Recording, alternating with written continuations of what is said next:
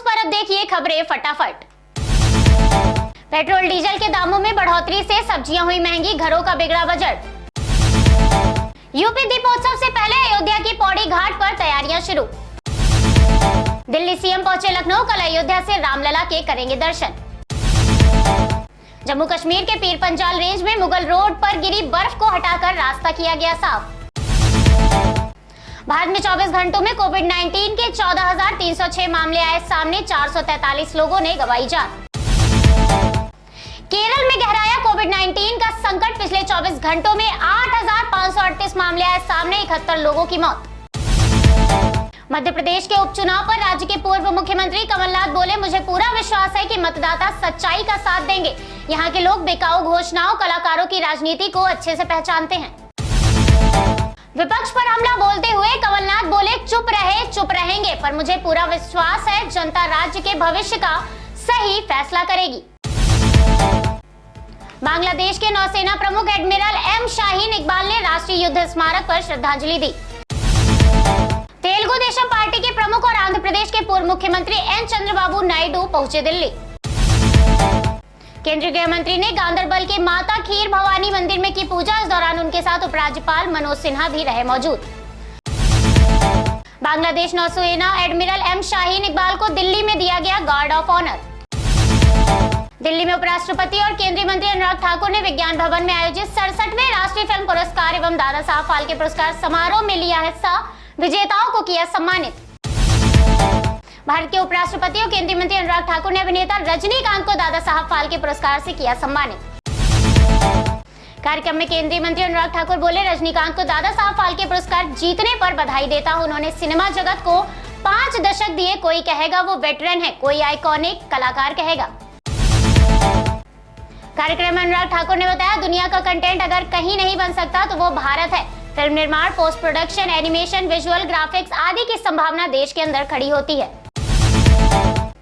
दादा साहब फाल्के पुरस्कार से सम्मानित होने के बाद रजनीकांत बोले, मुझे इस पुरस्कार से सम्मानित करने के लिए मैं भारत सरकार का धन्यवाद करता हूं। मैं ये पुरस्कार अपने गुरु के बालचंद्र, अपने भाई सत्यनारायण राव और अपने ट्रांसपोर्ट ड्राइवर दोस्त राज बहादुर को समर्पित करता हूं।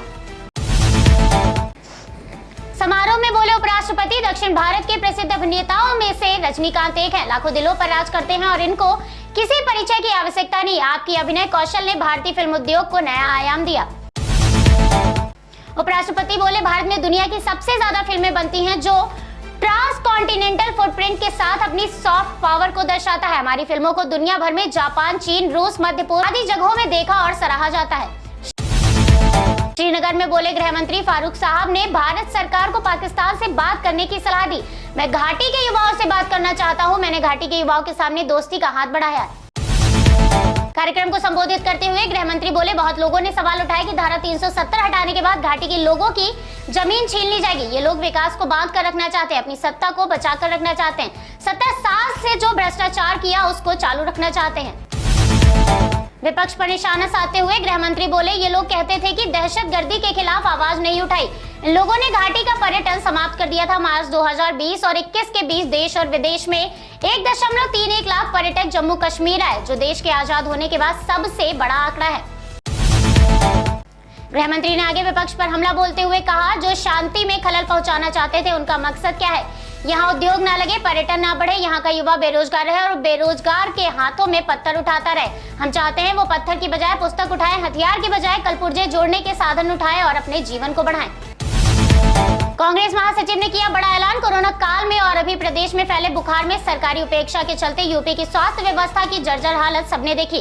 कांग्रेस की सरकार बनने पर कोई भी बीमारी हो, मुफ्त होगा 10 लाख तक का सरकारी इलाज।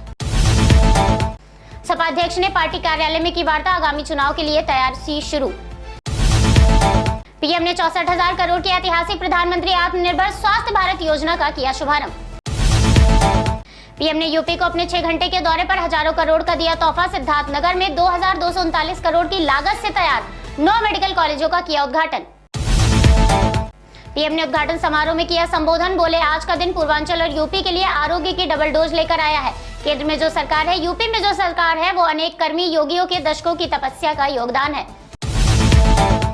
कार्यक्रम में केंद्रीय स्वास्थ्य मंत्री बोले, पीएम की सोच है कि हर जिले में मेडिकल कॉलेज हो। एक दिन में 9 मेडिकल कॉलेजों को समर्पित किया जा रहा है, ये छोटी बात नहीं है। समारोह में सीएम योगी बोले, 9 मेडिकल कॉलेजों का शुभारंभ हो रहा है। यही कोरोना संक्रमण के कारण हमारे बीच न रहने वालों के लिए श्रद्धांजलि है। भारत की पहचान सशक्त भारत के रूप में बनी है। सीएम योगी ने संबोधन में दिया बयान, 70 वर्षों से 12 मेडिकल कॉलेज खुले थे। मुझे याद है यहाँ कैसे मासूम बच्चे दिमागी बुखार से मरते थे। अब तो बच्चों के लिए हर अस्पताल में आईसीयू की व्यवस्था है। वाराणसी में कई परियोजनाओं का पीएम ने किया लोकार्पण। रिंग रोड के साथ 3 पार्किंग स्थलों की मिली सौगात। वाराणसी में गोरखपुर तक 4 लेन हाईवे का पैकेज 2 बनकर हुआ तैयार। वाराणसी सहित आसपास के जिले के लोगों को भी आवागमन की मिली सुविधा। गोरखपुर में सीएम योगी के निर्देश पर नगर निगम ने 9.50 अरब से ज्यादा विकास परियोजनाओं के लोकार्पण और शिलान्यास की तैयारी की शुरू। एनसीबी सूत्रों के मुताबिक मुंबई एनसीबी के जोनल डायरेक्टर समीर वानखेड़े समीक्षा बैठक के लिए पहुंचे दिल्ली।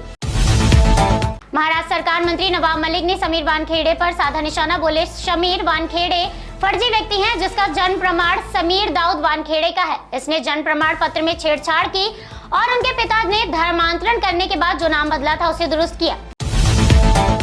नवाब मलिक बोले, आईआरएस के उम्मीदवारों के अधिकारों को फर्जीवाड़ा करके छीना गया। फर्जी मामला बनाना, लोगों से बड़े पैमाने पर पैसा वसूल करना और वही पैसा बिल्डरों के पास पार्क करना। इतने बड़े पैमाने में फर्जी मामले बनाए, लोगों को डराया, पैसे वसूल किए।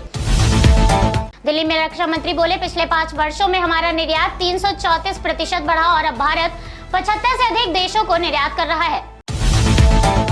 तेलंगाना छत्तीसगढ़ सीमा क्षेत्र में सुरक्षा बलों और नक्सलियों के बीच हुई मुठभेड़ में मारे गए 3 माओवादी। रेगांव विधानसभा सीट से उपचुनाव की रैली में भाजपा नेत्री उमा भारती ने उम्मीदवार प्रतिमा को दी नसीहत। बोली, इतना ही झुको जितना चुनाव जीतने के बाद झुक सको। अखिल भारतीय अखाड़ा परिषद की बैठक में महंत नरविंद पुरी को अखाड़ा परिषद का नया अध्यक्ष चुना गया। बहराइच में जिलाधिकारी डॉक्टर दिनेश चंद ने जिला सांख्यिकी अधिकारी नरेंद्र कुमार गुप्ता को दिया निर्देश। बीमित किसानों को नियमानुसार पीएम फसल बीमा योजना का दिया जाए लाभ। अयोध्या के पूरा कलंदर में भरतकुंड सरोवर में बड़ी संख्या में मछलियों की मौत का मामला आया सामने। मछलियों की मौत की वजह ऑक्सीजन की कमी की आशंका लगाई गई। ग्रामीण अरविंद पांडे के अनुसार सरोवर में कम से कम 50 से ऊपर मछलियां मरी हुई पाई गई। घटना पर प्रशासन ने नहीं लिया संज्ञान। अयोध्या मिल्कीपुर तहसील मुख्यालय पर किसानों का अनिश्चितकालीन धरना हुआ समाप्त। प्रशासन ने ज्ञापन में लिखित मांगों के निस्तारण का दिया आश्वासन। नव भारतीय किसान संगठन राजनैतिक मांग के आगे तहसील प्रशासन झुका। एसडीएम दिग्विजय सिंह के निर्देश पर धरने पर पहुंचे तहसीलदार हेमंत कुमार ने किसानों से ज्ञापन लिया और जल्द कार्रवाई का दिया आश्वासन। संभल में पुलिस ने बड़े गौ तस्करों में शामिल 2 पशु तस्करों के खिलाफ की बड़ी कार्रवाई। डीएम के आदेश पर 1.25 करोड़ की संपत्ति हुई जब्त। ढोल नगाड़ों के साथ भारी पुलिस बल की मौजूदगी में सीओ और सदर कोतवाली पुलिस पशु तस्करों की संपत्ति जब्त करने पहुंची। मुनादी कर संपत्ति जब्त का लगाया बोर्ड। शमशाद और शरीफ की 165 हेक्टेयर जमीन हुई जब्त। बरेली के चैनपुर में कवरेज कर रहे पत्रकार पर खनन माफियाओं ने चढ़ाया ट्रैक्टर। कूदकर पत्रकार ने बचाई जान। घटनास्थल से 112 नंबर को कॉल करने पर भी नहीं उठा फोन। कानपुर में समाज सेवक अब्दुल रहमान ने लगाया लंगर। तमाम जनप्रतिनिधियों ने लिया हिस्सा।